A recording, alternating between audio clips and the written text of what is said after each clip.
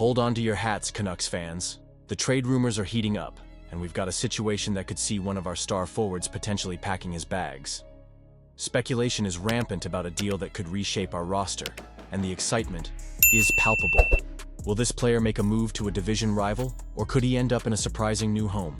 The stakes are high, and the Canucks are eager to make a change. Don't miss out on any of the action. Subscribe and give us a thumbs up to stay in the loop with everything Canucks. The Vancouver Canucks are in a fascinating yet tense situation right now, especially with JT Miller at the center of trade rumors. Reports suggest that the team is very motivated to move him, and it seems like they're not just fishing in shallow waters, they're casting a wide net. The New York Rangers are in the conversation, and I can't help but reflect on Miller's history with the Rangers. Remember, he was drafted by them back in 2011 before his journey took him through Tampa Bay and now Vancouver. The nostalgia is strong, but there's a lot more at stake here. Elliotte Friedman, a trusted voice in NHL circles, has mentioned that Carolina is lurking around as well. That's intriguing, isn't it? The Hurricanes could be a serious player, and they might have the assets to pull off a deal. Their interest makes sense, especially considering they're a formidable team in the Metropolitan Division. Imagine Miller suiting up alongside their talented roster. It could be a game-changer for them. But let's get back to the Rangers. They've been nibbling at the bit to bring Miller back, especially after reportedly being close to a deal just last weekend. It's a roller coaster of emotions, folks. One minute we think he's staying put, and the next, he's out on the ice, showing everyone just how valuable he is. With 103 points last season, he's clearly a player who can make an impact. It's hard to see him go, but let's face it, the organization's direction needs to be clear, and sometimes tough decisions have to be made. Friedman also added some clarity to the rumors surrounding Mika Zibanejad and Alexis Lafreniere, stating that they weren't part of the package being discussed. That's a relief for some fans, but it raises the question, what exactly would the Canucks want in return for Miller? Could Jesperi Kotkaniemi be a part of that conversation?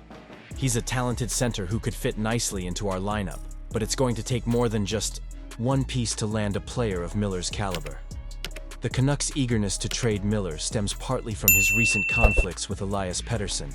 We all know how vital chemistry is in a team environment, and if there's tension, it could disrupt the whole locker room dynamic. As fans, we want to see our players thrive, but it's becoming increasingly clear that something has to give. While Miller hasn't explicitly asked for a trade, his no-move clause gives him a degree of control over his destiny. If he prefers to play in the eastern United States, it narrows down the options for Vancouver significantly. Honestly, I'm torn about this whole situation. On one hand, trading a player like Miller, who is not just talented, but also has a significant contract, could open up opportunities for the Canucks to reshape their roster. On the other hand, he's a proven scorer who can change the game in an instant. The emotional weight of potentially losing him is heavy, especially for fans who have watched him grow into the player he is today. Do you think this was the best decision?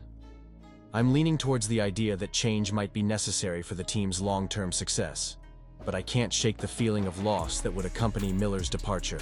The Vancouver Canucks are at a crossroads with their forward, Brock Boeser. At just 27 years old, Boeser is a pending unrestricted free agent, and with the Canucks fighting for a playoff spot in the Western Conference, it's almost certain that his name will come up in trade talks as the deadline approaches in early March. This season, he's played 38 games, scoring 15 goals and racking up 28 points, but he carries a significant salary cap hit of $6.6 million. It's worth noting that Boeser has a no-trade clause involving 10 teams. This gives him some leverage if the Canucks decide to explore trade options in the coming weeks.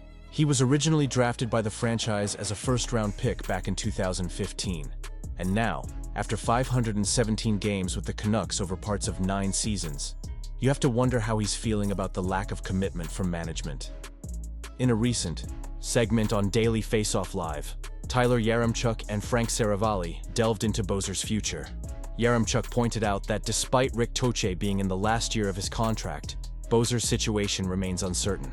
General Manager Patrick Alvin mentioned that there's no urgency to make a decision regarding Boeser.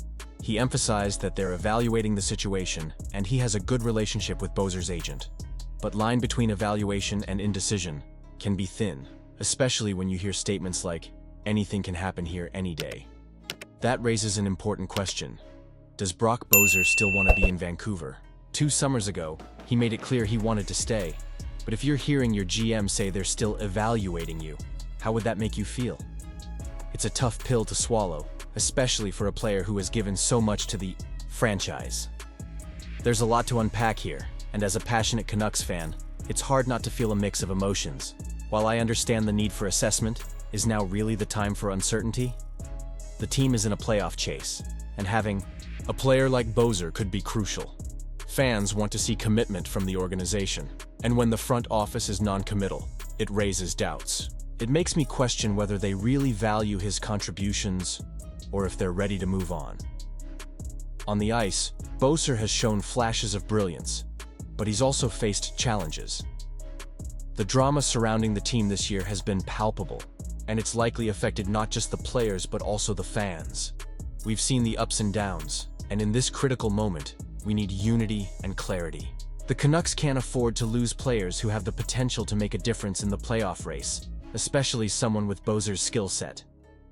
So what's next for Brock Boeser and the Canucks? Will they decide to keep him and reinforce their commitment to the current roster, or will they trade him and potentially reshape the team's future? Honestly, I'm torn. Part of me wants to see Boeser remain in Vancouver, where he's made a name for himself. But another part of me understands that sometimes tough decisions need to be made for the greater good of the team. And you, what do you think? Should the Canucks hold on to Boeser, or is it time to move on? I want to hear your opinions down below. As we dive deeper into the trade rumors and the potential moves, don't forget to activate the notification bell to get all the latest updates. Like, share, and subscribe to the channel to stay connected with everything Vancouver Canucks. This is a pivotal moment, and we're all in this together, riding the highs and lows of being a Canucks fan. Let's keep the conversation going.